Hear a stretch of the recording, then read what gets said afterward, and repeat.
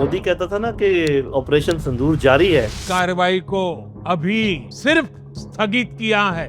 तो ये जो कुछ हुआ पिछले मई में वो तो आपने देख लिया। उसके बाद ये जो बलूचिस्तान में हुआ वो और ये जो अब हुआ है, ये अब यही समझे कि सिंदूर जारी है। यहाँ पे बेंजामिन नेतन्याहू का बयान मेरे जहन के अंदर आता है। वो कहते हैं कि हम आयरन क्लैड पार्टनर्स हैं इंडिया के, और अगर इंडिया किसी का पार्टनर है तो that makes them our partner as well. वो कब से अफगानिस्तान के पार्टनर्स बन गए? इनकी जो आपस की मिली भगत है ये बिल्कुल सॉलिड है, एस्टेब्लिश्ड है। जो अफगानिस्तान है ये तो एक आप यूं समझें कि कठपुतली है या एक स्टेजिंग एरिया है, दरमियान में एक वो पपेट है। आपको उन हाथों तक पहुंचना होगा जो इनकी तनाबें हिला रहे हैं, जो इनकी डोरियां हिला रहे हैं। जो पाकिस्तानी फौज है, अफगानिस्तान किसी भी तरीके से उसका मुकाबला नहीं कर सकता अगर ओपन कन्वेंशनल वॉरफेयर में आए। It is just not possible. ऐसे भी पता चला है कि कुछ लोग मारे गए हैं जिनको मारा जाना चाहिए था। जो उनका रवैया है वो तो इस्लाम से दूरी का है। इस्लाम के मुताबिक कुछ भी नहीं है। अब कोई वेरीफाइबल तरीका बनाया जाए जिसमें ये इंश्योर किया जाए कि जो अफगान सरजमीन है वो हमारे खिलाफ इस्तेमाल नहीं होगी, चाहे वो टीटीपी हो, बीएलए हो या कोई और इंटेलिजेंस एजेंसीज हो।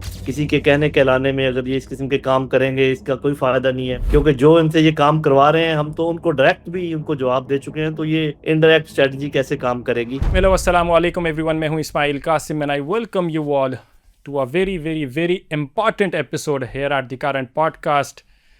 पाकिस्तान की सॉवरेनिटी को अगर कोई कॉम्प्रोमाइज़ करने की कोशिश करेगा तो they will be met with an iron fist. ये बात तो सबको पता होनी चाहिए, specially after last May conflict with India, जब हमने पूरी दुनिया को बताया कि अगर कोई यहाँ पे रीजनल हेजेमॉन बनने की ख्वाहिश करेगा, कोई ड्रीम्स या एस्पिरेशंस होंगी जो कि हमारी नेशनल जो आइडेंटिटी है उसके ऊपर क्वेश्चन मार्क लाने की कोशिश करेगा, तो हम जवाब देंगे। अगर आप हमारी एयर स्पेस को वायलेट करेंगे तो हम जवाब देंगे। अगर आप हमारी शहरी आबादी को टारगेट करेंगे तो हम जवाब देंगे। अगर आप हमारी जो भी इंटीग्रेशन है उसको दबा करने की कोशिश करेंगे तो सर हम जवाब तो देंगे ना, हम डिटरेंस शो करेंगे। बट अगर आप लाइंस क्रॉस करेंगे तो जवाब तो मिलेगा। रिसेंटली डिस्कशन ये क्यों हो रही है, बात क्यों हो रही है, ये इंपॉर्टेंट एपिसोड मैंने क्यों कहा, बिकॉज इंडिया के बाद ये मिस्टेक की हमारी वेस्टर्न बॉर्डर से अब अफगानिस्तान ने। हमने देखा है कि रिसेंटली 2024 से लेकर 2025 के दरमियान में there is an increase of 73% terror related activities. 2015 से लेकर 2025 की बात करें तो इस दहाई के अंदर ये हाईएस्ट नंबर ऑफ जो टेरर रिलेटेड एक्टिविटीज़ थी 2025 पाकिस्तान ने वो फेस की। हमने अपने सिविलियंस की शहादतें दी, अपनी फोर्सेस की शहादतें दी, बट हमारी रेजिलियंस जो है वो वहीं के वहीं है। अब ये सारा कुछ करने के लिए सरजमीन जो इस्तेमाल हो रही थी वो अफ़गानिस्तान की थी। पाकिस्तान गवर्नमेंट ने बारहा कोशिश की कि डिप्लोमेसी के ज़रिए उनको बताया जाए कि जो आपके आर्म्ड आउटफिट्स हैं जो वहाँ से ऑपरेट कर रहे हैं, जिनको टेरर फाइनेंसिंग भी शायद की जा रही है, जिनको आप हार्बर भी कर रहे हैं, please sir do something about it. But they did nothing. In fact जब हम लोगों ने खुद से उनको टारगेट किया और अटैक किया तो उन्होंने जवाबी तौर पर हमारी शहरी आबादी पर हमला कर दिया। ये हो क्या रहा है, माजरा क्या है, कॉन्फ्लिक्ट क्या है और मुस्तकबिल क्या है? हमारे साथ लेफ्टिनेंट जनरल नईम लोधी साहब मौजूद हैं। Sir thank you so much for your time. जी बहुत शुक्रिया सर। ये क्या मामला चल रहा है? पहले ईस्टर्न फ्रंट के ऊपर हमने इंडिया को साइलेंस किया, उनको बताया कि सर आप ये सब कुछ नहीं कर सकते जो आप करने की कोशिश कर रहे हैं। 6-0 किया जिसको ट्रंप ने 11-0 बना दिया। और आप वेस्टर्न बॉर्डर से सर ये लोग हार्बर तो कर रहे हैं ना टेररिस्ट को, कैसे देखते हैं सारे मामले को? देखिए, इसमें तो कोई शक शुबे की गुंजाइश नहीं है ना कि वो एक जिसको कहते हैं डिनायल मोड में है।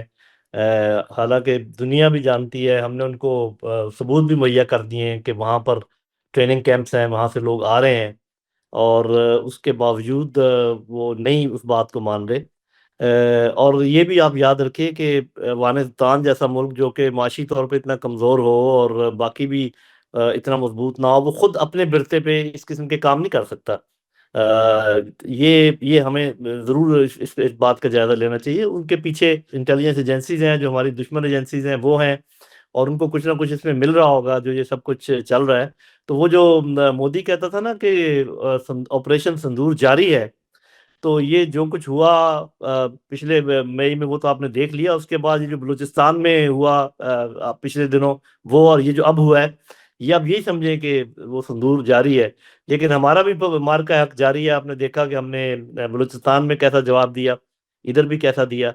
ये सब कुछ कहने के बावजूद मैं कहूँगा कि है अफसोस की बात कि रमज़ान के महीने में दो मुसलमान मुल्क जो हैं एक दूसरे के इस तरीके से गले पकड़े हुए हों और ये सब इनकी जिद की वजह से है। जितनी जल्दी ये समझ जाए बेहतर है। किसी के कहने कहलाने में अगर ये इस किस्म के काम करेंगे इसका कोई फायदा नहीं है, क्योंकि जो इनसे ये काम करवा रहे हैं हम तो उनको डायरेक्ट भी उनको जवाब दे चुके हैं, तो ये इनडायरेक्ट स्ट्रेटजी कैसे काम करेगी। लेकिन हमें भी जरा गौर व फिक्र करना चाहिए कि हमारी जो स्ट्रेटजी है लड़ने की टेररिज्म के साथ, वो इतनी लंबी जो मामला हो रहा है, तो जरूर उसमें भी थोड़ा सा रिव्यू करने की जरूरत है।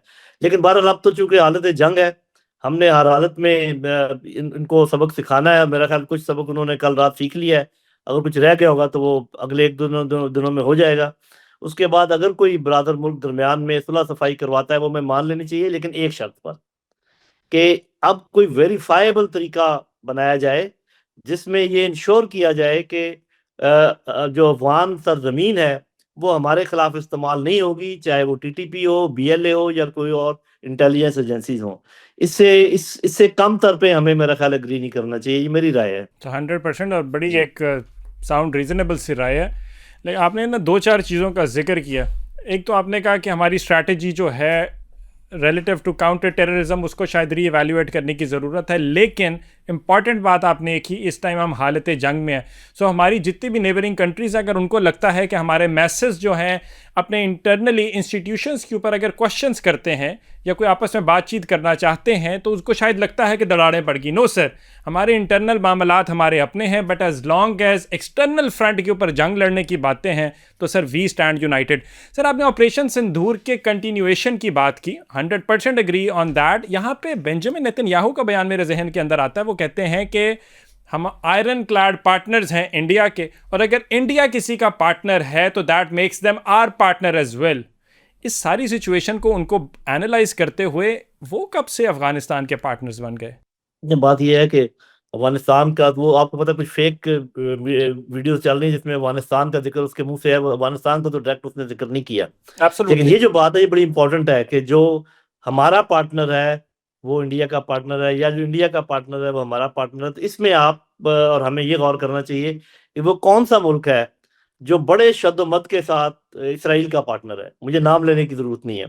तो वो ये जो ट्रायो है, इनकी जो आपस की मिली भगत है ये बिल्कुल सॉलिड है, एस्टेब्लिश्ड है। इसमें कोई मतलब दूसरी राय हो नहीं सकती। अगर किसी की है तो हैरत ही होगी। जो अफगानिस्तान है ये तो एक आप यूं समझें कि कठपुतली है, या एक स्टेजिंग एरिया है, या एक दरमियान में एक वो पपेट है। इसलिए मैं तो हमेशा ये कहा करता हूँ कि ठीक है आप लड़ें, टीटीपी के साथ तो हमने लड़ना ही है और ईंट का जवाब पत्थर से देना है, दिया भी है, इंशाल्लाह देते रहेंगे।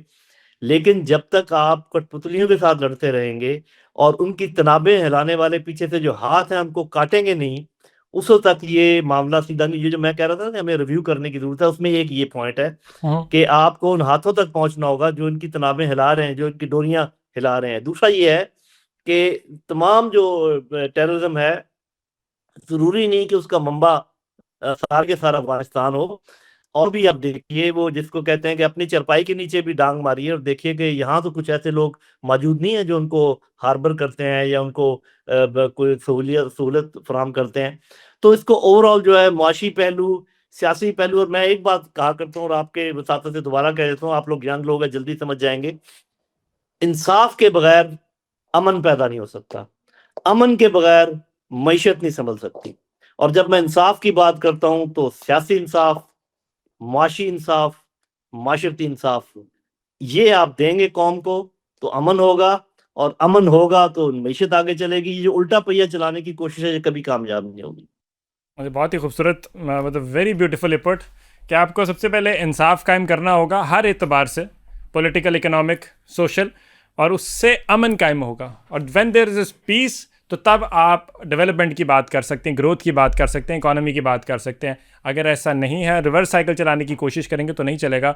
100% ऐसा ही है। ओवरऑल अगर हम स्ट्रैटेजी के एतबार से इस जंग को कंसिडर करें कि as it stands we are in state of war, हमारे पास एयर सुपीरियॉरिटी है over the Afghanistan regime. What else can you tell us about it? देखिए बात यह है कि जो अफगानिस्तान का तजर्बा है, अफगानिस्तान के जो फाइटर्स हैं, ये तो आप जानते हैं कि दे आर गुड फाइटर्स, इसमें तो कोई दूसरी राय नहीं, but they are good in a certain type of warfare, guerrilla warfare. जब उनके इलाके में कोई चला जाता है और वहाँ के पहाड़ों में वो लोग पनाह लेकर और शबखून मारते हैं और हिट एंड रन वाली टैक्टिस करते हैं, उसमें दे आर गुड। लेकिन जब भी वो सामने आके लड़ेंगे तो वो हमारा मुकाबला बिल्कुल नहीं कर सकते। मतलब मुझे ये बताने की जरूरत नहीं है कि हमारी फौज प्रोफेशनल भी है, वेल ट्रेन भी है, वेल इक्विप्ड भी है उनके मुकाबले में। तो हमारी तो स्ट्रेटजी यही होनी चाहिए कि वो निकले हमारे साथ, अगर लड़ना ही है उनके साथ तो हमें उनके इलाके में जाने से गुरेज करना चाहिए। हाँ, हवाई एयर पावर इस्तेमाल करें जो कि कर रहे हैं, और वो उनको मजबूर करें कि वो निकलें और हमला करें जैसे कि ये हुआ है। तो उसमें हमेशा वो मात खाएंगे। दूसरा जो ओवरऑल छोटी कुछ बल्कि बड़ी चीजें मैं कहूँगा वो ये है, हम जानते हैं कि जो अफगान सोसाइटी है हम्म। वो बटी हुई है। इवन उनकी जो गवर्नमेंट है वो एक उनका फोकस नहीं है। तो बजाय इसके कि हम पूरे अफगानिस्तान के साथ लड़ाई का ऐलान करें और कहें कि जी हम हमारी जंग है अफगानिस्तान के साथ, हम आइडेंटिफाई करें उन ग्रोहों को, इवन हुकूमत के अंदर और हुकूमत से बाहर, कि जिनको हम कहें कि हम इनको टारगेट कर रहे हैं, ताकि कुछ लोग जो हैं वो सब के सब हमारे खिलाफ ना हो। और कुछ ऐसे इकदाम भी हमें करने चाहिए कि जो लोग हमसे बातचीत करने पर आमादा हैं उनको हम और तरीके से डील करें। जो लोग हमसे लड़ाई लड़ना चाहते हैं वो तो ये तरीका हमने ठीक अपनाया हुआ है। और उनके अवाम के लिए कोई ऐसे बहुत इल विल ना पैदा करें अपनी तरफ से, क्योंकि उनमें से बहुत सारे लोग ऐसे होंगे जो जानते हैं कि हमने उनकी खिदमत भी की है और यहाँ पर उनके इकोनॉमिक इंटरेस्ट भी हैं। तो मेरा ख्याल है एक मिला जुला हमें करने की जरूरत है। बड़ी इंटीग्रेटेड किस्म की स्ट्रैटेजी और टैक्टिक्स होनी चाहिए, तब जाके इंशाल्लाह हम इसमें कामयाब होंगे और जरूर होंगे। सर इंशाल्लाह ज़रूर होंगे, लेकिन अभी हमने यही पॉलिसी नहीं अपनाई हुई। मतलब एग्जांपल के तौर पे मेरे जहन में नवाली महसूद आते हैं। नवाली महसूद को जब हमने टारगेट किया नवंबर के अंदर, तो वो भी टीटीपी का एक मेजर आइकन था। हमने उनको चुना, उनकी लोकेशन को चुना और फिर हमने उनको टारगेट किया। तो it is not an all out assault on the Pashtuns, if I में से। तो हमारी जंग पश्तून के खिलाफ तो है ही नहीं, ये एथनो नेशनलिस्टिक वॉर तो शायद नहीं है, बट टेरिटोरियल ज़रूर है, बिकॉज हम टेररिज्म से हम लोगों ने बहुत ज़्यादा मार खाई है और वो इसी बॉर्डर से हमला हो रहा है हम पे। जी जी, आप ठीक कह रहे हैं, किसी हद तक ये दुरुस्त है। और उसमें आपने ये भी देखा कि इसके अंदर ड्रग बैन्स भी इन्वॉल्व हैं, कुछ स्मगलर्स इन्वॉल्व हैं जो आना जाना चाह रहे हैं, तो वो उनका एक नेक्सस बना हुआ है।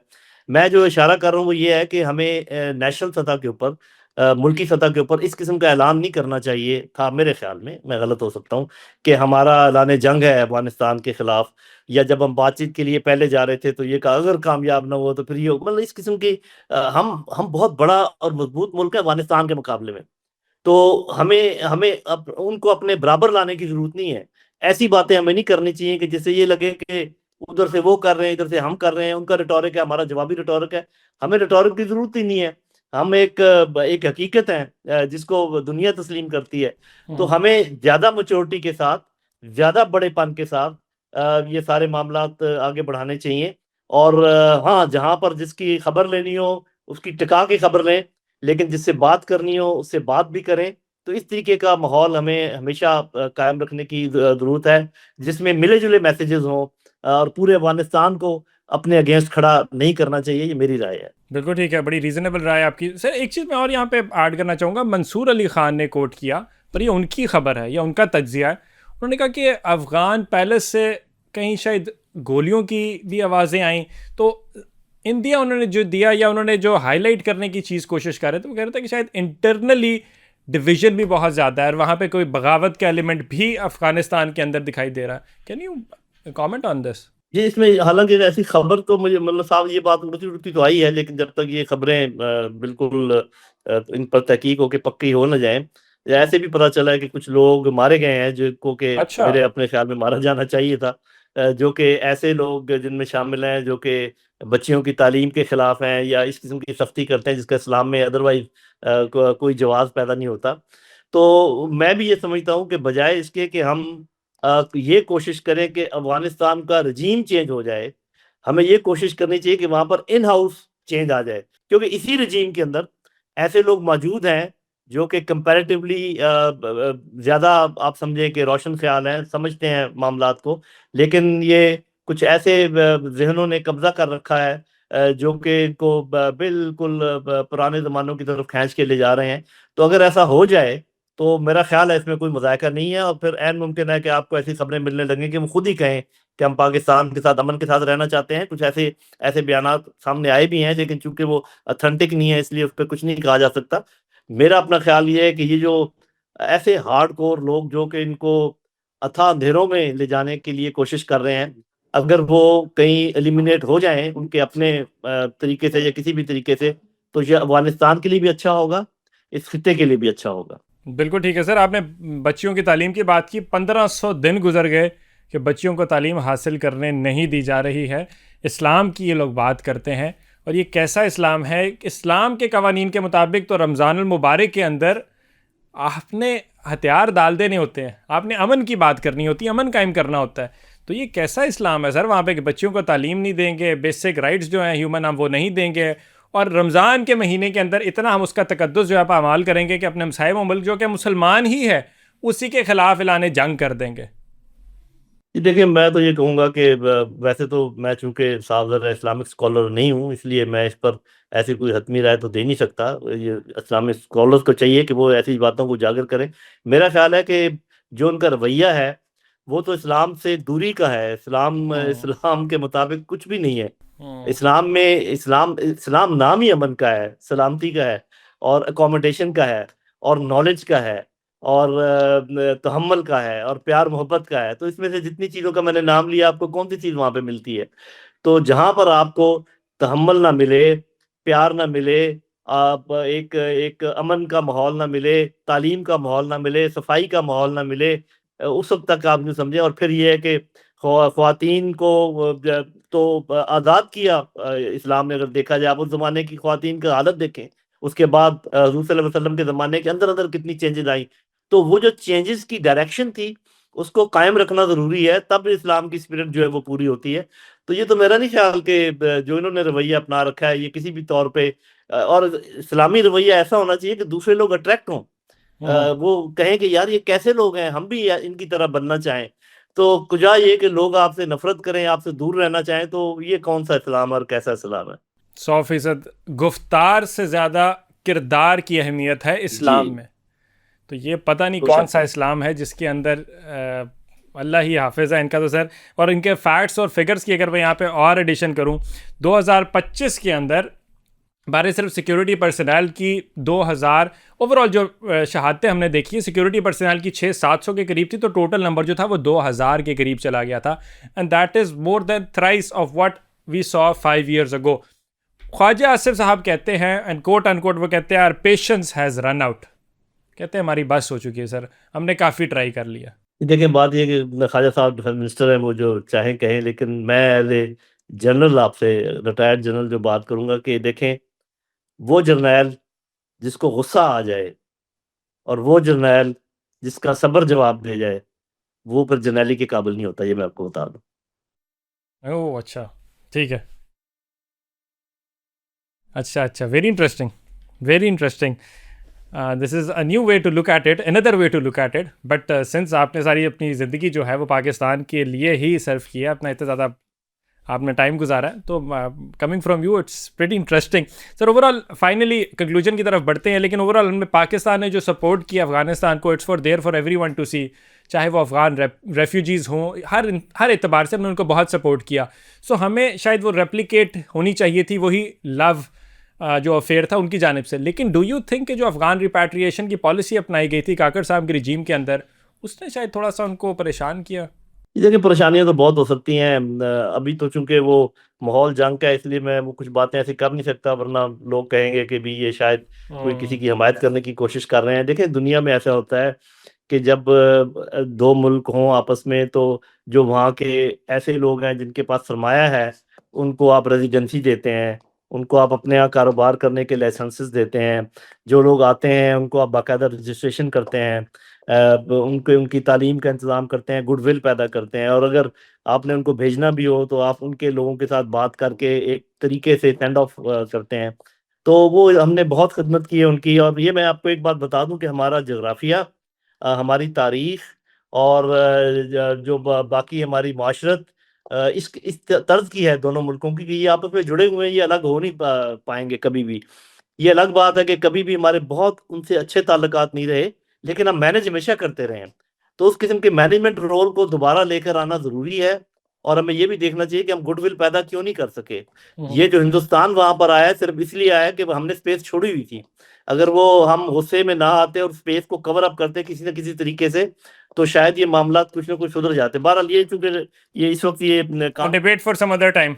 हाँ जी, ये बाद में डिबेट करने की है, लेकिन मैं समझता हूँ कि बहुत हम हमेशा ये शिकायत तो करते हैं ना कि जी हमें ये उनसे हमारा ये मुतालबा है, हमारी ये डिमांड है। कभी आपने सुना कि हमने ये बताया हो कि उनकी क्या डिमांड है, वो क्या चाहते हैं?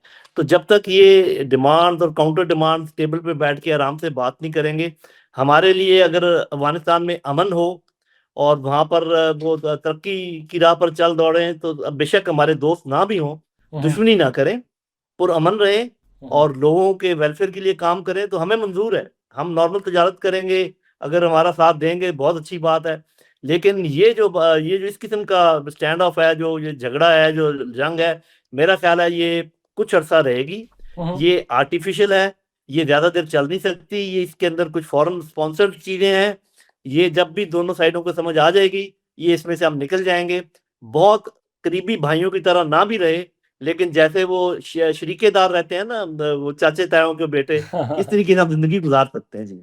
बिल्कुल ठीक है sir. Finally before conclusion, one last question, as a former general, what do you think is going to be the outcome and message to the masses of Pakistan? देखिए जी, एक तो पाकिस्तान के अवाम को ये बात समझ लेनी चाहिए कि अल्लाह ताला के फज़ल व करम से जो पाकिस्तानी फ़ौज है, अफ़गानिस्तान किसी भी तरीके से उसका मुकाबला नहीं कर सकता अगर ओपन कन्वेंशनल वॉरफेयर में आए।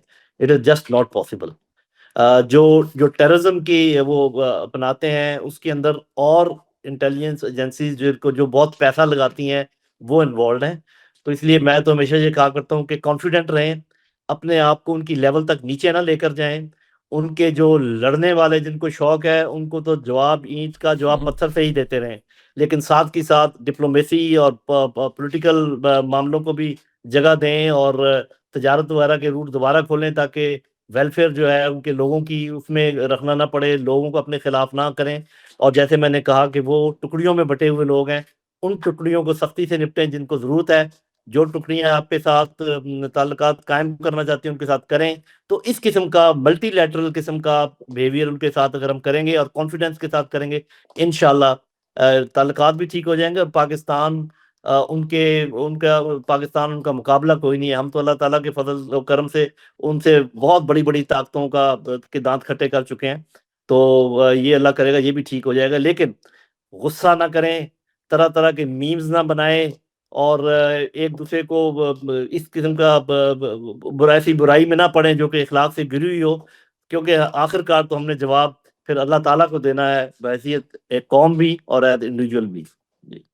सो ब्यूटिफुली पुट। बहुत ही अच्छी बात है, बहुत खूबसूरत। जैन साहब, I loved how you summarised it all up के इनिशियली तो आपने मेंशन किया कि ओपन कन्वेंशनल वॉरफेयर के अंदर देयर इज़ नो कंपैरिजन, आप हमसे नहीं लड़ सकते ओपन कन्वेंशनल वॉरफेयर में। बट उससे हट के भी आपको डिप्लोमेसी के रास्ते जो हैं वो खुले रखने हैं। Politics is the art of the possibilities, और उसके अंदर बैकडोर चैनल्स भी खुले रखें और अंडरस्टैंड करें कि कौन है जिसको ये ज़्यादा चाहता है कि हमारा वेस्टर्न फ्रंट, ये दो हमसाय ममालिक जो मुसलमान ममालिक हैं, ये आपस में लड़ते रहें, ट्रेड ना करें, बातचीत ना करें, कल्चरल एक्सचेंज ना करें, हॉस्टिलिटी रहे, वॉलेटाइल रहे रीजन। कौन चाहता है? और कौन साथ ही साथ हमारे, अगर मैं ईस्टर्न बॉर्डर से हट के थोड़ा सा भी दूर जाते हैं तो हमें पता चलता है कि ईरान के अंदर आपने रिजीम चेंज करने की प्रॉपर आपकी ख्वाहिश और काविश है। यू वांट कि वहाँ पे Israel backed, US backed regimes आए and more on so overall sir, just बहुत बहुत शुक्रिया आपके वक्त का। Thank you so much for joining us. Thank you very much. This is me Ismail Qasim signing out. Until next time, अपना बहुत सारा ख्याल रखिए। अल्लाह हाफिज़।